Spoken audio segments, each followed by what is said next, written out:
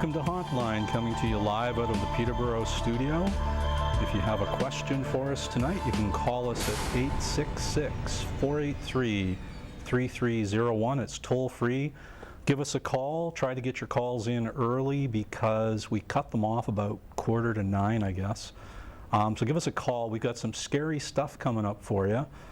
We did an investigation on Saturday night, and it was a private residence, so I can't give you the address or anything, but it's similar to the Amityville Horror. Let's just say that. It's Ontario's version of the Amityville Horror. So we've got some video and we've got some photos, but some of the best apparition photos I've seen. And also we were lucky enough to capture a photo of an energy portal. Perhaps it's an energy vortex. I'm going to stick with portal. And but in the meantime, we're going to be discussing some other things tonight. One of my favorite topics now is Reiki. And Reiki is basically, it's Japanese word for universal energy. And Reiki is a rebalancing or a harmonizing of your energy with your environment. And it was developed around 19th century by a Dr. Yusei, a Japanese doctor, and it's used widely in North America to this day. So that's my little segue to tonight's guest, who is a Reiki master. Her name is Glenda Foster. Thanks for coming in. Thank you for having me. So you're a Reiki master not once, but two times. 2 times, yes. So it was so nice you did it twice. Yes. So you must be pretty good. Is it my guides? Is it whoever channels through me? That they are incredible, I will say. Mm-hmm. Yeah. So Reiki. So again, it's about universal energy. Mm-hmm. It's about rebalancing your energy. So if you're unhealthy, it's something's out of whack. So it's rebalancing those energies. Is it, what are some of the benefits to that? With the body being pure energy, is that if you have a lot of stress, it balances the stress in the body. With any disease that's in the body is trapped energy. And what Reiki helps to do is to balance that energy. Is that people that even when they're talking about people that have had AIDS, is that it's just a complete reversal of energy in the body, that anything and everything, any type of disease, heart disease, stomach disease, anything, is just a trapped energy. And what Reiki will do is to lift that energy out of the body. It helps a person to see, hear, and feel, and they're able to let it go. It is a process, and it's incredible, absolutely incredible. Yeah. Well, it's funnily enough, I was suffering from allergies last week really bad. I don't know what it was from, the pollen, the trees, or whatever. And I was talking to another Reiki master, Julie Gambacorda, who's been a guest on our show. And she goes, how you doing? I said, well, my allergies are killing me. She goes, well, do you want me to take that away from you? I'm like, yes, please. So long distance over the phone, she asked for my permission.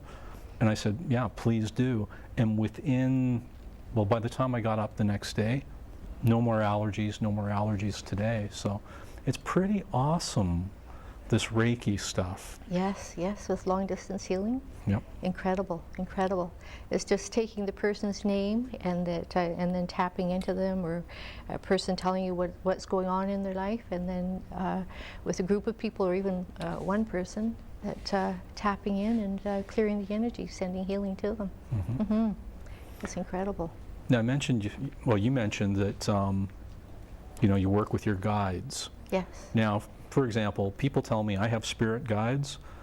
Now, I have spirit allies that I call upon every now and then, but I don't know if I have guides working with me. So if I went into Reiki, how do I get in touch with these guides to help me perform Reiki? Like, what's that process like? What I usually do is to call upon my higher source, guides, teachers, and healers, to call upon the person's higher source, guides, teachers, and healers, and ask them to come into the inner space to help with healing. Mm-hmm. And that's what I usually do, and then it's just channeled. Okay. I noticed most Reiki practitioners use symbols. Yes. So you can't give away the secrets, I'm sure, but there are different symbols that you guys do for what? To contact your guides or to initiate the healing process? To initiate the healing process, they have actually said that these symbols have been found in the archaic records. They even said that, I know that with Jesus, is that he was a prophet and a healer, but he also went to the ancient schools to learn the healing art, and that he used, there was 6 different symbols that he used and the essential oils, but it dates all the way back to the archaic records with these symbols. Okay. Very cool. Now, I know a lot of the angels have symbols associated with them. Is that something that ties in with that at all? Are they angelic symbols, or what kind of symbols are they? I say the pyramid, the square, that just the circle is that.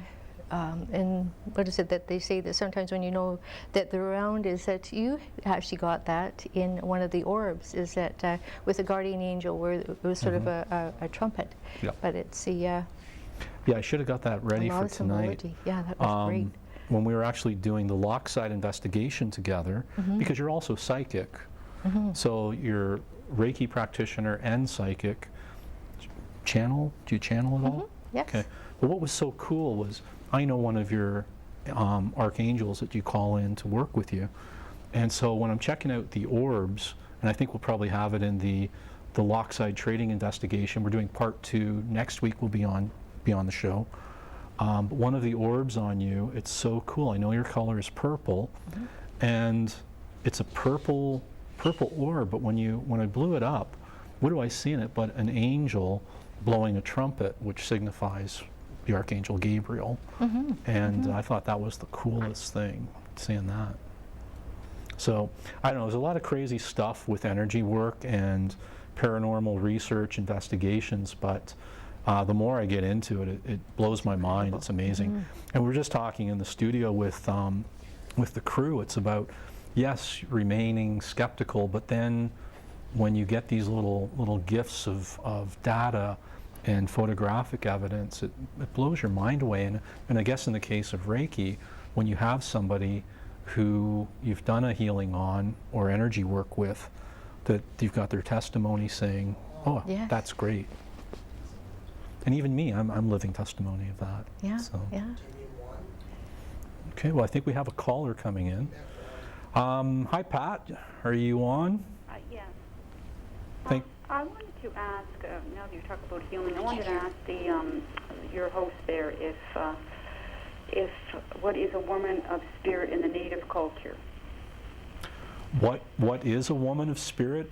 Yeah, in the Native culture, what does she do? A Oh. shaman? I don't know. It's just spirit of woman of spirit. That's all I know. What is a woman of spirit in Native culture? A woman of spirit, spirit guide. So are you just looking for the technical name of that? No, apparently that is the technical name. I just want to know what was her role. Okay, Oh, so a woman of spirit in the native culture is that what I'm getting is the shaman, and that with her being the shaman is that with working with as a healer, is that a very strong healer, and that she could work with energies as with healing. It's a universal energy, a universal balancing. So she worked with different herbs for healing, balancing of the body. So that's what I would say is that the shaman and the shapeshifter. now when I think of women in Native culture, also I think of Mother Nature, very much a Gaia, nurturing mother of the earth, so protector of nature. Yeah, why I asked this question is I have an ancestral picture, and someone told me it was a woman of spirit, and she has a special necklace on. So I just didn't know what she did, and if the picture is of ancestral. And it's a living person. It's not just somebody. Oh no, it's a picture. I have a picture of the woman, and I asked someone, "What is this?" And they said it's a woman of spirit. Okay. So I don't know if your host there can tune in. Shaman. Definitely. Or tune into the picture. I don't know. Okay. Yeah. So do you feel you tuned into that photograph already, or? I do feel that she was definitely a very a healer. That the medicine woman, that is what I'm picking up. Oh, and she would be a relative, or they just wouldn't carry it around, my relatives, would they? My ancestors wouldn't just carry this picture of this person around if she wasn't a relative. No, I don't think that she would carry it around unless I feel that it was incredibly important to her.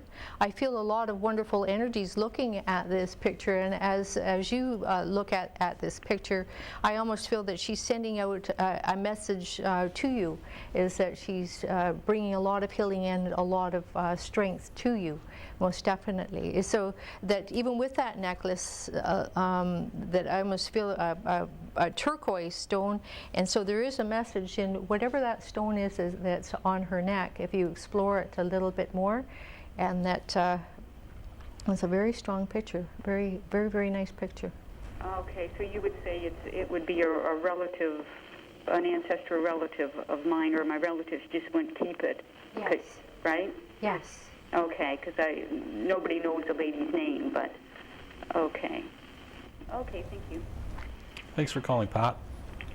If anybody else out there has a question for us, you can call us toll-free on our haunt line at 866-483-3301. If you have a question about Reiki, ghosts, maybe you have those pain-in-the-butt shadow people hanging around every time the sun goes down, we have some interesting stuff to show you. Now, not only do you do Reiki, but sometimes you come out with me on ghost investigations. So maybe we're going to go to that in a minute. I'll set it up for our viewers. I had a call maybe about a week ago, asked from a woman asking for help with her haunting. She felt her house was haunted. She described the activity to me.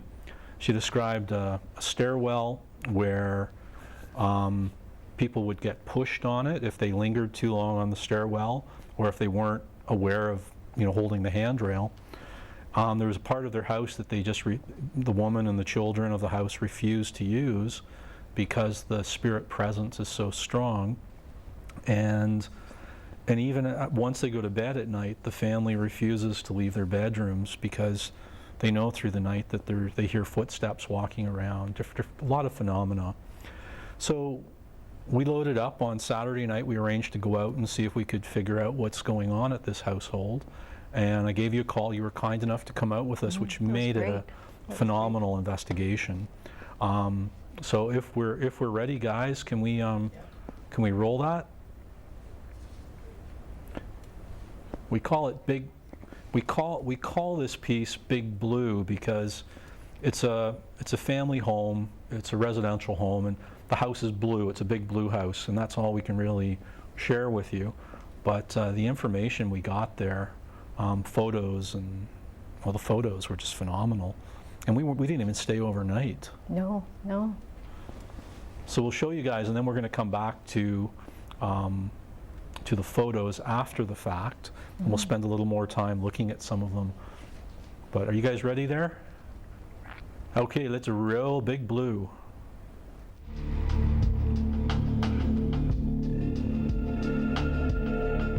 I do feel an older gentleman that's here, and that I see the older woman that's here as well.